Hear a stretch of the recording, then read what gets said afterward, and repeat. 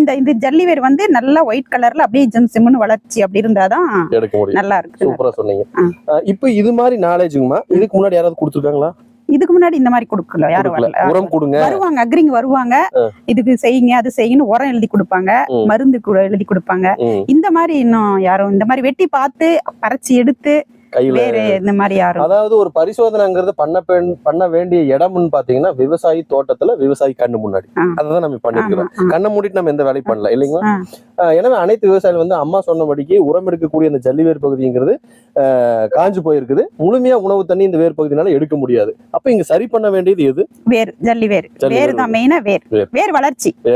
ஜல்லி வேர் வந்து நல்லா வளரணும். இப்ப இந்த ஜல்லி வேர் வளர்ச்சிக்கு வந்து நாம என்ன பண்றோம்னு சொல்லி பாத்தீங்கன்னா நம்ம மைக்ரோபி அக்ரோடெக் பிரைவேட் லிமிடெட் மூலமா நம்ம டாக்டர் சாயில் ரீஜெனரேட்டர் ப்ராடக்ட் வந்து நம்ம கொடுக்கும்போது பாத்தீங்கன்னா மண்ணுல வந்து அம்மவேர் மற்றும் ஜல்லிவேர் வந்து ரொம்ப ஆரோக்கியமா அதிகப்படியா வளரும். அதுக்கெல்லாம் காரணம் என்னன்னு சொல்லி பாத்தீங்கன்னா மண்ணின் காற்றோட்டம். இங்க வந்து பாத்தீங்கன்னா சாயில் வந்து ரொம்ப கெட்டியா இருக்குது. நம்ம மண் எடுத்து ஸ்மெல் பண்ணி பார்க்கும் போதே வந்து பாத்தீங்கன்னா ஒரு மண்மணம்ங்கிறது இங்க இல்ல. அப்போ நன்மை செய்யக்கூடிய நுண்ணுயிரிகள் மற்றும் மண்புழுக்கள் ஏதாவது பார்த்தா? மண்புழு இல்ல, எதுவுமே இல்லை.